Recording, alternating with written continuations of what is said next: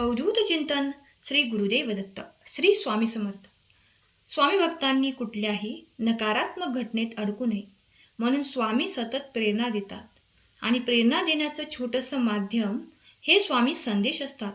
आजचे स्वामी संदेश सांगण्यापूर्वी प्रत्येक स्वामी भक्तासाठी हा संदेश आहे. लक्षपूर्वक ऐका. स्वामी सांगतात, बाळा, काही लोक असे असतात त्यांना भांडता येत नाही किंवा ते वादात पडायचे टाळतात कारण त्यांना वादाची भीती वाटते, त्यांच्या आत्मविश्वासाची कमी असते किंवा त्यांना शांतता टिकून ठेवायची असते. काही लोक सहसा शांत आणि अंतर्मुखी होतात. तुम्हाला पण असं वाटतं का की काही लोक नेहमी तुम्हाला खाली खेचण्याचा प्रयत्न करतात? असं कधी झाले का? काही चूक नसताना तुमच्या विरुद्ध उभे राहतात? जर हो, तर हा व्हिडिओ खास तुमच्यासाठी आज मी तुम्हाला पाठवत आहे. तुम्हाला असे काही गुप्त रहस्य सांगणार आहे ज्यामुळे तुम्ही कोणतेही भांडण न करता, कोणत्याही संघर्षात न अडकता प्रत्येक परिस्थितीत जिंकू शकता. हे ते सजेशन्स आहेत जे जगातील सर्वात मोठे बिझनेसमन यशस्वी लोकांच्या आयुष्यात वापरतात.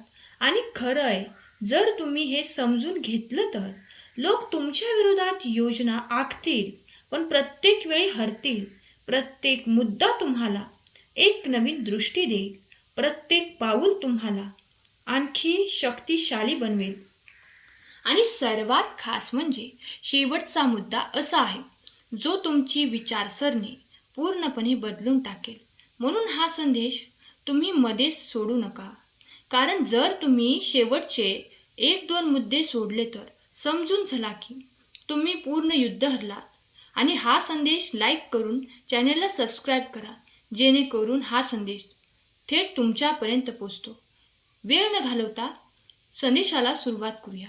लक्षात ठेवा, जो माणूस शांत आहे तोच खरा वाघ आहे.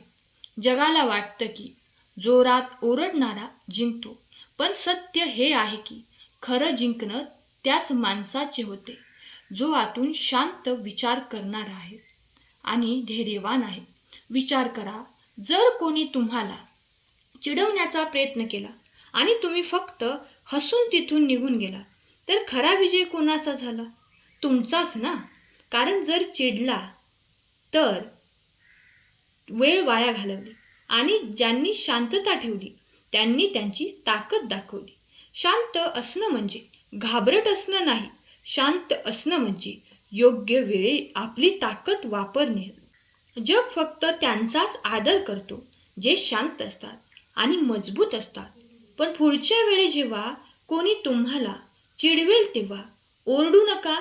फक्त मनातल्या मनात हसा आणि विचार करा, हे खरंच माझ्या ऊर्जेसाठी योग्य आहे का?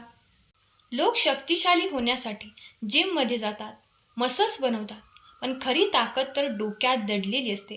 लक्षात ठेवा स्वामी भक्तांनो, ज्यांचं डोकं धारदार आहे त्याला कोणीही हरवू शकत नाही. विचार करा, एखादा व्यक्ती तुमच्याशी वाद घालायला आला आणि तुम्ही त्याला रागाने नाही तर समजून घेतले, उत्तर दिले, तर कोण जिंकणार? तोच ज्याचं डोकं शांत आणि धारदार आहे.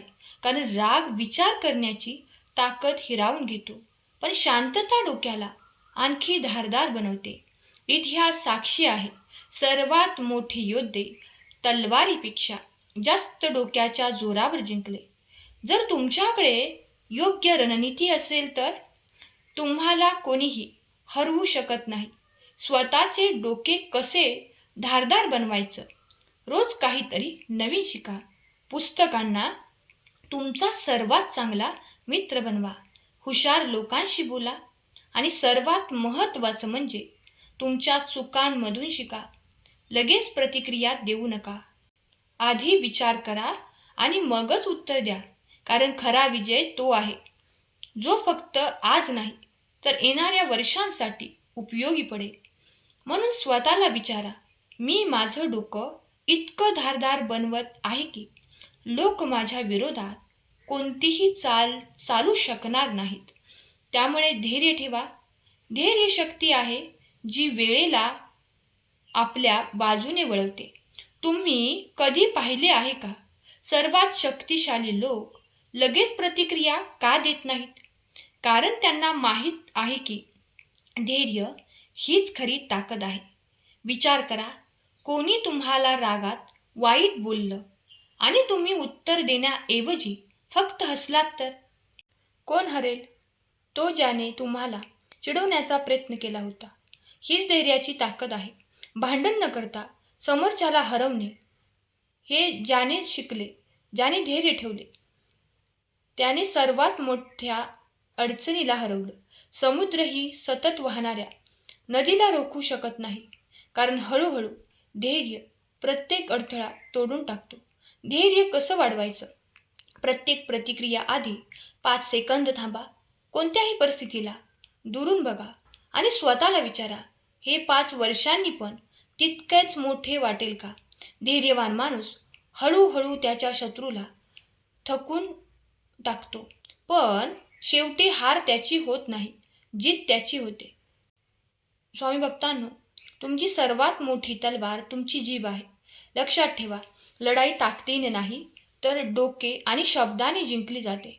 जेव्हा कोणी तुमच्यावर ओरडत असेल तेव्हा तुम्ही शांतपणे एक वाक्य म्हणा, तुझा राग तुझी कमजोरी आहे, माझी नाही. तेव्हा विचार करा, कोणाचं पारडं जिंकलं जातं? जेव्हा कोणी तुमच्यावर ओरडत असेल तेव्हा तुम्ही शांतपणे फक्त एक उत्तर द्या. फक्त म्हणा, एका वाक्यात असे उत्तर द्या, तुझा राग तुझी कमजोरी आहे, माझी नाही. तेव्हा विचार करा, कोणाचं पारडं जड होईल? रागाचं नाही होणार. राग हा सर्वात मोठी कमजोरी आहे. आणि जर तुम्ही त्याला रागात काही बोलायला भाग पाडलं तर समजून चला की अर्धी लढाई तुम्ही तिथे जिंकलात. शब्दांना शस्त्र कसं बनवायचं? शांत रहा, ऐका आणि मग विचार करून बोला. कमी शब्द बोला, पण परिणामकारक बोला. गडबड न करता. लक्षात ठेवा, बुद्धिमान लोक वाद घालत नाहीत, फक्त एका वाक्यात असे उत्तर देतात की समोरचा गप्प होतो. म्हणून पुढच्या वेळी जेव्हा कोणी तुम्हाला चिडवेल, हात उचलू नका, डोकं शांत ठेवा आणि शब्दांनी हल्ला करा. ज्याने त्यांच्या रागावर नियंत्रण मिळवलं त्यांनी संपूर्ण जग जिंकलं. विचार करा, जेव्हा कोणी तुम्हाला खाली काढण्याचा प्रयत्न केला तेव्हा त्याला काय हवं असतं? फक्त तुमची प्रतिक्रिया. पण जर तुम्ही काहीच प्रतिक्रिया दिली नाही तर त्याचा पूर्ण प्लॅन तिथेच फेल झाला. रागात घेतलेला प्रत्येक निर्णय चुकीचा असतो. आणि डोकं शांत ठेवा. शांत डोकं नेहमी विजयाचा मार्ग शोधतो. स्वतःला शांत कसं ठेवायचं? जेव्हा कोणी राग आणेल तेव्हा लगेच प्रतिक्रिया द्यायची नाही.